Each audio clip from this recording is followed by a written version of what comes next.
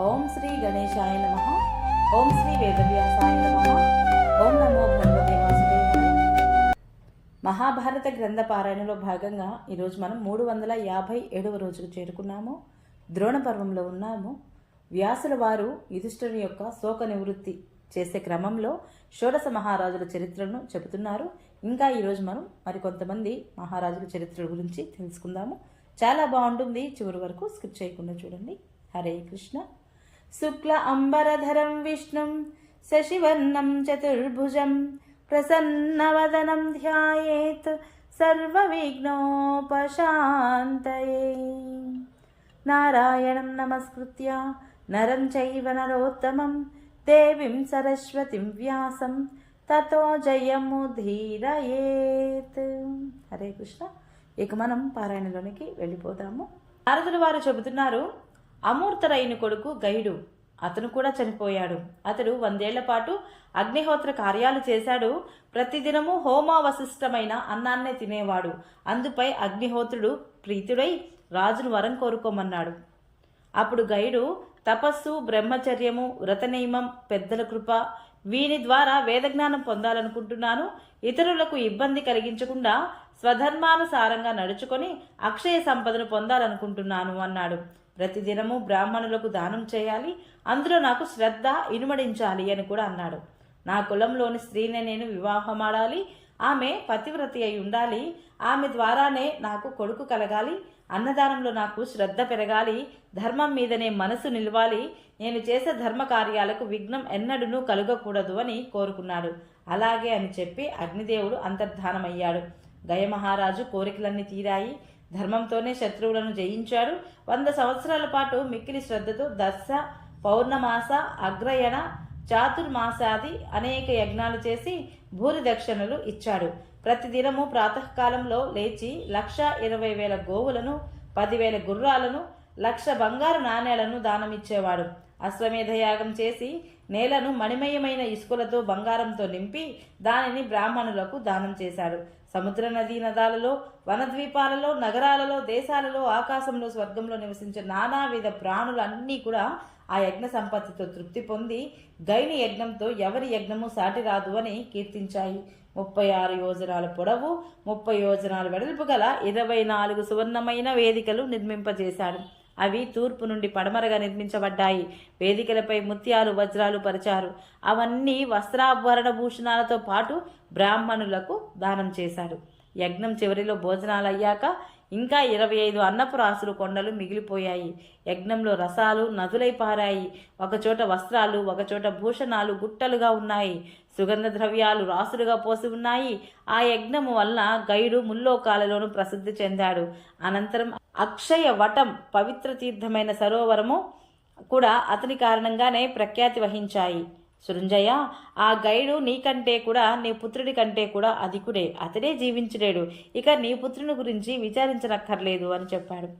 సంకృతి కొడుకు రంతిదేవుడు కూడా జీవించలేడు. ఇంటికి వచ్చిన అతిథులైన బ్రాహ్మణులకు అమృతం వంటి తీయని పక్వ, అపక్వ ఆహార పదార్థాలు వండి వడ్డించడానికి అతని వద్ద 2 లక్షల వంటశాలలుండేవి. రంతిదేవుడు ప్రతి పక్షంలోనూ బంగారుతో పాటు 1000 ఎడ్లను దానం చేసేవాడు. ఒక్కొక్క ఎద్దుతో 100 గోవులుండేవి. వాటితో పాటు 800 బంగారు నాణాలను కూడా ఇచ్చేవాడు. వాటితో పాటు యజ్ఞానికి, అగ్నిహోత్ర కార్యానికి పనికి వచ్చే సామాగ్రి ఉండేది. ఈ నియమాన్ని అతడు 100 ఏళ్ల వరకు కొనసాగించాడు. ఋషులకు కమండలాలు, ఘటాలు, పాత్రలు, శయ్యలు, ఆసనాలు, వాహనాలు, భవనాలు, ఇళ్ళు, వృక్షాలు, అన్నము, ధనము అన్నీ ఇచ్చేవాడు. అవన్నీ బంగారు మయములై ఉండేవి.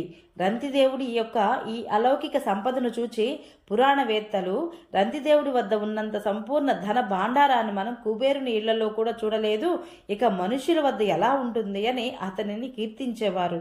అతని వద్ద ఉన్నదంతా బంగారుమయమే. దానిని అతడు యజ్ఞంలో బ్రాహ్మణులకు దానం చేసేవాడు. అతడు సమర్పించిన హవ్య కవ్యాలను దేవతలు, పితృదేవతలు ప్రత్యక్షంగా వచ్చి స్వీకరించేవారు. బ్రాహ్మణుల కోరికలన్నీ అతని వద్దనే తిరుగుతూ ఉండేవి. సృంజయ, అతడు కూడా నీకంటే, నీ పుత్రుడి కంటే కూడా శ్రేష్ఠుడే. అతడే మరణించినప్పుడు ఇక నీ కొడుకు కోసం విచారించవలసిన పని లేదు అని చెప్పాడు. ఇక దుష్యంతుని కొడుకు భరతుడి గురించి తెలుసుకుందాము. అతను కూడా మరణించాడు. అతడు కూడా అడవిలో ఉండగా బాల్యంలోనే ఇతరులకు కష్టసాధ్యమైన పరాక్రమాన్ని చూపించాడు. అతడు బాలుడిగా ఉన్నప్పుడు సింహాలను లొంగ తీసుకొని కట్టివేసి ఈడుస్తూ ఉండేవాడు. అజగరాలను కోరలను పీకేసేవాడు. అంటే అజగరాలంటే కొండ చిలువలు. వాటి కూరలను పీకేసేవాడు. పారిపోయే ఏనుగుల దంతాలను పట్టుకుని లొంగదీసుకునేవాడు. 100 సింహాలను ఒక్కసారే పట్టుకొని ఈడ్చేసేవాడు. ఈ రీతిగా అతడు అన్ని రకాల జీవులను దమించడము అంటే అణచడం చూసి బ్రాహ్మణులు అతనికి సర్వదమనుడు అని పేరు పెట్టారు. భరత చక్రవర్తి యమునా తీరంలో 100, సరస్వతి తీరంలో 300, గంగా తీరంలో 400 అశ్వమేధ యాగాలు చేశాడు. తరువాత కూడా 1000 అశ్వమేధ యాగాలు, 100 రాజసూయ యాగాలు చేసి ఉత్తమ దక్షిణలు ఇచ్చాడు. అగ్నిష్టోమ, అతిరాత్ర, విశ్వజిత్ యాగాలు, 10 లక్షల వాజపేయ యాగాలు అనుష్ఠించాడు. ఆ శకుంతల కొడుకు ఈ అన్ని యజ్ఞాలలోనూ బ్రాహ్మణులకు అంతులేని ధనాన్ని ఇచ్చి వారిని తృప్తిపరిచాడు. సృంజయ, భరతుడు కూడా నీకంటే నీ కొడుకు కంటే శ్రేష్ఠుడే. అతడు కూడా మరణించాడు. ఇక నీ కొడుకు కోసం నీవు ఏడవక్కర్లేదు అన్నాడు. రాజసూయ యజ్ఞంలో మహర్షులు సమ్రాట్టు పదవిలో అభిషేకించిన పృథు మహారాజు కూడా మరణించాడు. మహాయత్నంతో అతడు ఈ పృథ్వీని వ్యవసాయ యోగ్యం చేసి ప్రసిద్ధికి తెచ్చాడు. కనుక అతనికి పృథువు అనే పేరు వచ్చింది. పృథువుకు ఈ భూమి కామధేనువే అయింది. విత్తకుండానే పంటలు పండేవి. గోవులన్నీ కూడా కామధేనువులుగానే ఉండేవి. ఆకుల నుండి మధువు కురిసేది. కుశల సువర్ణమయంగా ఉంటూనే సుఖకరంగా కోమలంగా కూడా ఉండేవి. కనుకనే ప్రజలు దాని నుండే వస్త్రాలు చేసుకొని ధరించేవాళ్ళు. వాటి మీదే శయనించేవారు. చెట్లు పళ్ళు అమృతంలా మధురంగా రుచిగా ఉండేవి చెట్ల పళ్ళు. ప్రజలు వాటినే ఆహారంగా తీసుకునేవారు. ఎవరూ ఆకలితో అలమటించేవారు కాదు. అందరూ కూడా ఆరోగ్యవంతులే. అందరి కోరికలు తీరేవి.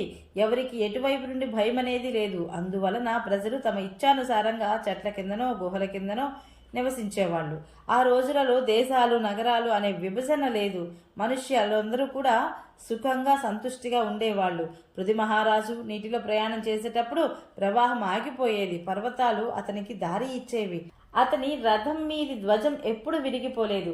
ఒకసారి అతని వద్దకు వనస్పతులు, పర్వతాలు, దేవతలు, అసురులు, మనుష్యులు, సర్పాలు, సప్తర్షులు, యక్షులు, గంధర్వులు, అప్సరసలు, పితరులు అందరూ వచ్చి, మీరే మా సమ్రాట్టు, మీరే మమ్మల్ని కష్టాల నుంచి రక్షించగలరు, మీరే మాకు ప్రభువులు, రక్షకులు, తండ్రి, మేము అనంతకాలం వరకు తృప్తిగా సుఖాన్ని అనుభవించేలా వరం ఇవ్వండి అని అడిగారు. అది విని రాజు సరే అన్నాడు. అనంతరం పృథు మహారాజు అనేక యజ్ఞాలు చేసి ఎవరికి ఏమి కావాలో వారికి అవి ఇచ్చి అందరి మనోవాంఛలను తీర్చి వారిని తృప్తిపరిచాడు. లోకంలో ఉండే పదార్థాలని సువర్ణంతో తయారు చేయించి అశ్వమేధ యాగంలో బ్రాహ్మణులకు దానమిచ్చాడు. 76,000 బంగారపు ఏనుగులను తయారు చేయించి బ్రాహ్మణులకు ఇచ్చాడు. బంగారపు భూమిని చేయించి మణులతో అలంకరించి దానమిచ్చాడు. సృంజయ, అతడు నీకంటే నీ పుత్రుడి కంటే శ్రేష్ఠుడు. అతడే మృత్యువు నుండి తప్పించుకోలేకపోయాడు. మరి నీ కొడుకు గురించి ఏడవడం ఎందుకు అన్నాడు. వ్యాస మహర్షి మరలా చెబుతున్నారు. యుధిష్ఠరా, ఈ రాజుల కథలు విని సృంజయుడు ఏమీ మాట్లాడకుండా ఉండిపోయాడు. అతడు మౌనంగా ఉండడం చూసి నారద మహర్షి, రాజా, నేను చెప్పింది విన్నావా లేదా, అర్థమైందా లేదా? శూద్ర స్త్రీతో సంబంధం గల బ్రాహ్మణుడికి పెట్టిన శ్రాద్ధ భోజనంలో నేను చెప్పిందంతా కూడా వ్యర్థమైపోలేదు కదా అని అడిగాడు. అతని మాటలు విని సృంజయుడు చేతులు జోడించి, మునీశ్వర, ప్రాచీన రాజర్షుల యొక్క ఈ కథలను వినిన నాకు విచారం దూరమైంది. ఇక నా హృదయంలో ఏమాత్రం వ్యధలేదు. చెప్పండి, ఇప్పుడు నన్ను ఏం చేయమంటారో అని అడిగాడు యుధిష్ఠిరుడు. నారదుడు, నీ శోకం దూరమైంది కదా, ఇది చాలా మంచి విషయము. ఇక నీకు ఏమి కావాలో నన్ను అడుగు అన్నాడు. అప్పుడు సృంజయుడు, మీరు నా పట్ల ప్రసన్నులయ్యారు. ఇదే నాకు చాలా సంతోషము. మీ అనుగ్రహం ఉంటే ఈ లోకంలో ఏది దుర్లభం కాదు అన్నాడు. నారదుడు, బందిపోట్లు నీ కొడుకును జంతువును చంపినట్లుగా అన్యాయంగా చంపివేశారు. అతడు నరకంలో పడి కష్టాన్ని అనుభవిస్తున్నాడు కాబట్టి అతడిని నేను నరకం నుండి తప్పించి నీకు తిరిగి అప్పగిస్తున్నాను అన్నాడు. వ్యాసుడు చెప్పసాగాడు. ఇలా అన్నాడో లేదో, అద్భుతమైన కాంతితో ఆ సృంజయ పుత్రుడు అక్కడ కనిపించాడు. అతడిని చూసి రాజుకు చాలా ఆనందం కలిగింది. సృంజయుని కొడుకు తన ధర్మాన్ని పాటించడం ద్వారా కృతార్థుడు కాలేదు. అతడు భయపడుతూ ప్రాణాలు వదిలాడు. కనుక నారదుడు అతనిని పునర్జీవితుడిని చేశాడు. కానీ అభిమన్యుడు మాత్రం పరాక్రమశాలి, కృతార్థుడు. అతడు యుద్ధరంగంలో 1000 శత్రువులను మృత్యుముఖానికి పంపి ఎదిరిస్తూ ప్రాణత్యాగం చేశాడు. యోగులు, నిష్కామ కర్ములు, తాపస్సులు పొందే అక్షయమైన ఉత్తమ గతులనే నీ కొడుకు కూడా పొందాడు. అభిమన్యుడు చంద్రుని రూపం పొందాడు. తన కిరణాలతో ప్రకాశిస్తూ ఉంటాడు. అతని కోసం శోకించడం ఉచితం కాదు. ఇలా అనుకొని నీవు ధైర్యం చిక్కబట్టుకోసో. శోకిస్తే దుఃఖం తీవ్రమవుతుంది కనుక బుద్ధిమంతుడు శోకాన్ని విడిచి తన మేలు కోసం యత్నించాలి. మృత్యువు యొక్క పుట్టుక, అది చేసిన అసమానమైన తపస్సు సంగతి నీవు విన్నావు. మృత్యువుకు అందరూ సమానమే. సంపద చంచలమైనది. ఈ విషయము సృంజయుని కొడుకు మరణించడము, పునర్జీవితుడు కావడం అనే కథ వలన స్పష్టమవుతుంది. కాబట్టి యుధిష్ఠిర మహారాజా, నీవు శోకించకు అన్నాడు వ్యాస భగవానుడు. ఇది చెప్పి వ్యాస భగవానుడు అక్కడి నుంచి మాయమయ్యాడు. అనంతరము యుధిష్ఠిరుడు ప్రాచీన రాజుల యజ్ఞ సంపదను తలుచుకొని మనసులోనే వారిని కొనియాడి శోకం త్యజించాడు. అర్జునుడికి నేను ఏమి చెప్పాలి అనుకొని తిరిగి మరలా చింతలో మునిగిపోయాడు. ఓం నమో భగవతే వాసుదేవాయ. ఈరోజు పారాయణ ఇంతటితో సమాప్తం. రేపు మనము అర్జునుడు జయద్రథుని వదకు ప్రతిజ్ఞ పూరుట గురించి తెలుసుకుందాము. ఈ వీడియో మీకు నచ్చినట్లయితే please subscribe my channel, like, share, comment please. Thank you.